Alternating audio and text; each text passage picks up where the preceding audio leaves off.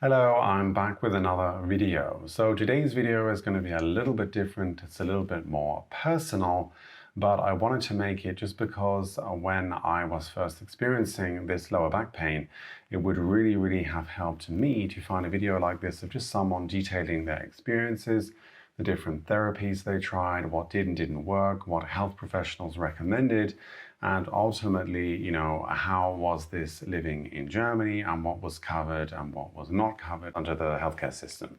Now, through this process, I really learned that lower back pain is an extremely common condition and almost everyone will experience this at some point in their life. It's a very complex and very tricky topic, but the chances are if you're watching this, then you probably also have experienced back pain, and I hope this might be of value to you. So to make this video a little bit easier, I'm going to structure it into several different parts. So first of all, how my sort of pain started and my journey, the different recommendations I received from health professionals here in Germany, the different therapies I then subsequently tried, a brief overview of the German healthcare system, what and what is not covered under the system, how much things cost, some sort of key takeaways, and a question for you. So my journey started about 2 years ago. I started to feel a sort of pain in my lower back area. And it wasn't really, there wasn't one moment. It was sort of a gradual process. It started usually in the morning when I would wake up, get out of bed. I was really stiff. It was really very painful, but it was kind of like a background sort of thudding pain. It wasn't acute. And so, of course, I just sort of ignored it. I thought, it's just sort of stiff. Maybe it's old age. I am getting old. Maybe it's because of that. But, the pain didn't go away. It persisted. This was about 6 months into a new job that I'd started. It was in the winter, around Christmas time. And I think after Christmas, I sort of had a wake-up call. My back just totally seized up at work. It just kind of froze. Something just clicked and I couldn't move anymore. It was completely frozen, really extremely painful. I couldn't move at all. And I managed to get an appointment with a doctor that same day. So usually the case in Germany, if it's very serious, if it's kind of like an emergency, you will almost always be able to see a doctor right away. I touched on it a little bit at the beginning, but back pain is really a huge, complex topic. There are so many factors which could influence the pain you're experiencing. It's not all physical. There is a very large psychological factor to this kind of pain. So having said that, when I went to the doctor, he couldn't really, determine anything that was particularly wrong with me. So he could see that my back was really tense, that it was really hard. But other than that, everything else seemed to be in order. So he just prescribed me some painkillers. He said he'd seen this quite often. It was actually quite a common condition. And I should just take the painkillers, just go home, lie down. And if it hasn't really subsided within a week, then I should come back and we'll see, the next steps.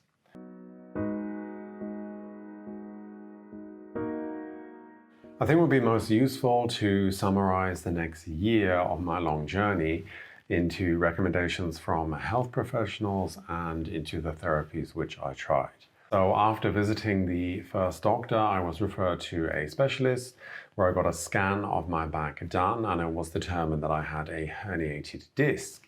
Now, they told me that it wasn't really very serious and it could be very easily managed through physiotherapy. And it was from this point on that I started this long and painful journey of trying different therapies out and visiting different doctors and getting a kind of different medical opinions. The most consistent piece of advice I got was to exercise. So they all agreed that it was really very important to move, to get the back moving and to exercise.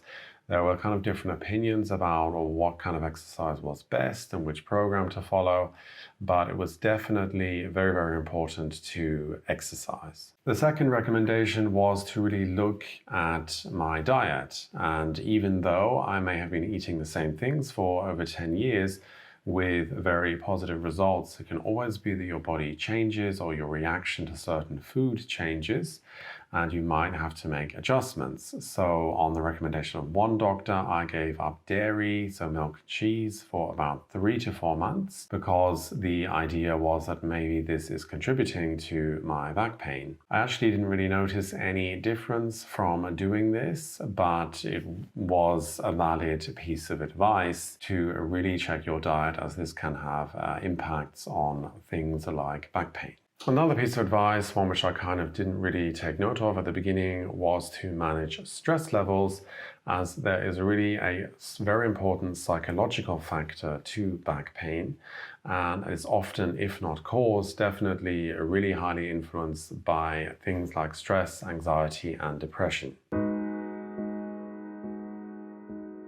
Throughout this process, I also tried out many different types of therapy, usually with breaks in between where I was kind of feeling really frustrated and demotivated after the previous one didn't really work as I would have liked it to. But the first step I took was to just do exercises at home. This is what the first and second doctor recommended. They gave me a little kind of A4 printout of sort of the standard exercises which everyone really knows, which focus on the back and core to try and strengthen that area of my body. And these I did pretty consistently for about 4 to 5 months. Before work every morning, I would roll out my yoga mat and do these exercises. And I had been told you have to be very consistent and you need to give it time, at least 3 months, to see any kind of results. But after, I think, a 4 months period, I was really starting to get quite frustrated and demotivated because I was not really seeing any kind of improvement. I was still feeling a lot of pain in my back,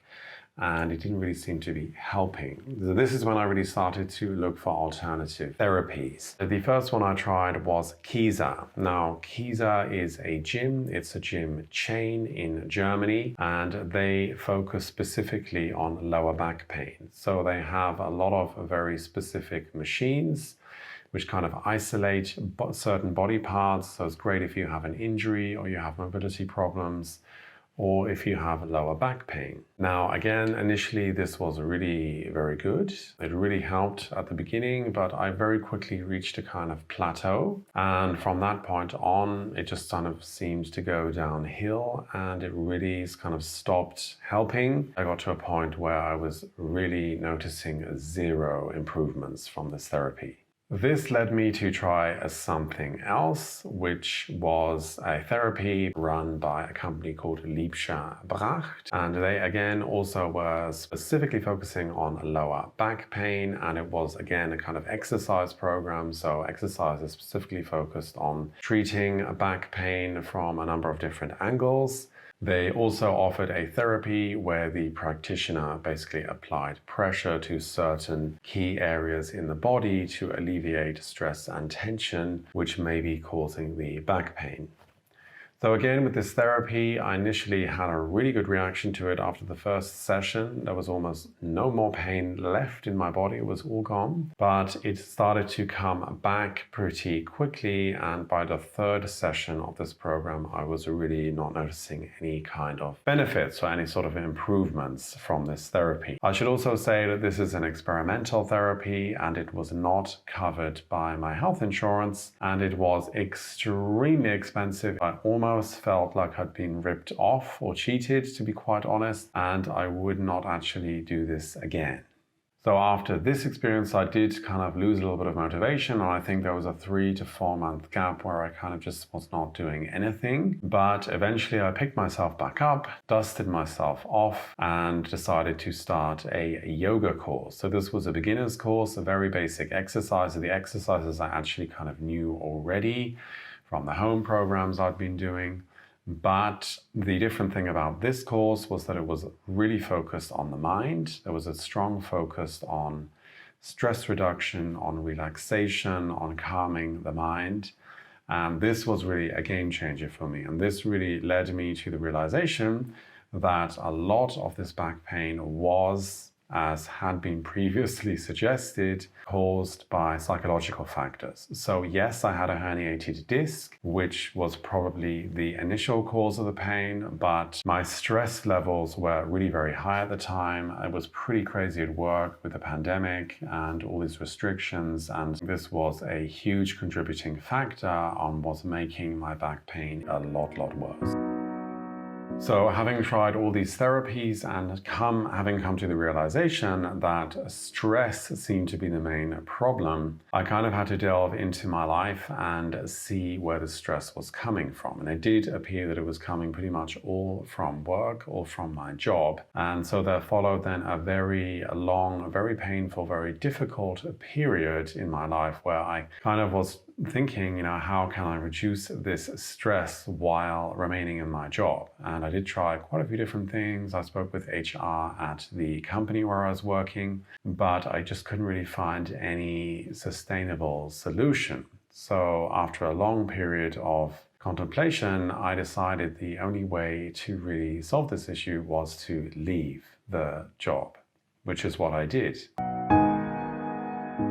So I left my job, and I can tell you about 2 months after leaving that job, my back pain improved significantly. I really wanted to share this experience with you because from my process going through to various different doctors and health professionals, it does seem that the default assumption is that because the pain is coming from your lower back, then the cause of the pain is in your lower back. There is actually a neural pathway from the brain to the microbiome, and the two communicate to each other. So the way you think really does affect how you feel physically, and how you feel physically really does affect the way you think. Things like stress and anxiety can have very real, very physical repercussions. So what was covered by the health insurance? In Germany, there are two types of health insurance. There are people who are privately insured and people who are gesetzlich or publicly insured. And it is called gesetzlich or statutory because you are required by law to have health insurance in Germany.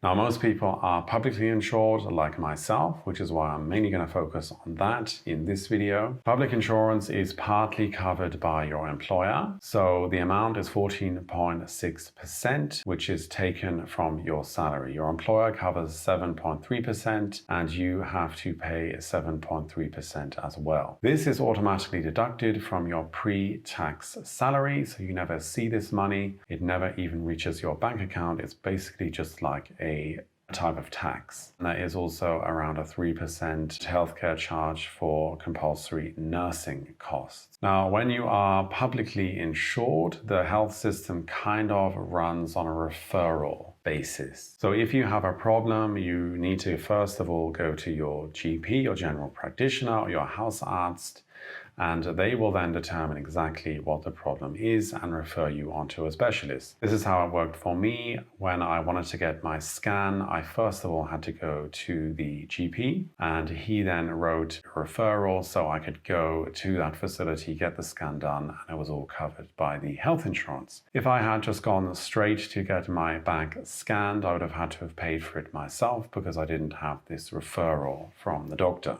Now, I did mention that the Liebschaft therapy was not covered by the health insurance. They did actually state this up front, and they had signs in the waiting room saying that it was an experimental therapy and not covered by the health insurance. You just need to check beforehand with these kind of things if it is an officially recognized therapy. And if it is, then the chances are that the health insurance will cover it. The yoga course that I took was actually also officially recognized, and I was able to get 80% of the course costs reimbursed from my healthcare provider. And this is actually quite common. It really does depend on healthcare providers, but most healthcare providers do offer at least maybe 1 to 2 courses per year, which have the goal of sort of preventative health measures.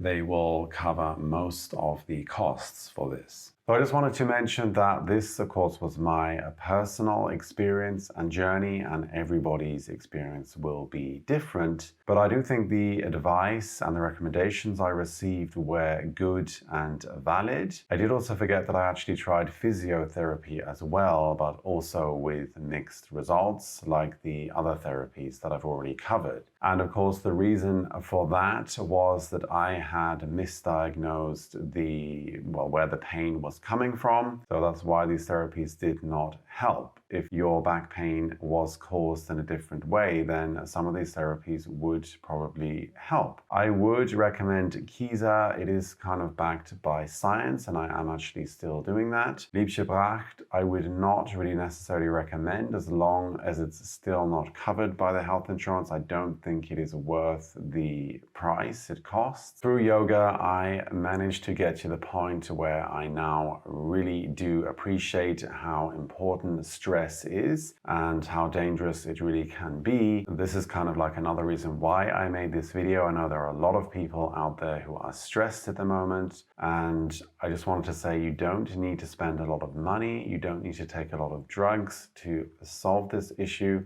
You can really do a hell of a lot just with breathing techniques. I think it's really no coincidence that we always tell each other when we are stressed to take a deep breath, because you notice that immediately it calms your body down. So my question for you, and what I would like to know, is how do you deal with stress? Let me know in the comments. We are really living in very turbulent times, and health is usually not valued until sickness comes. On that note, take care of yourselves, stay healthy, and I will see you in the next video. Bye-bye.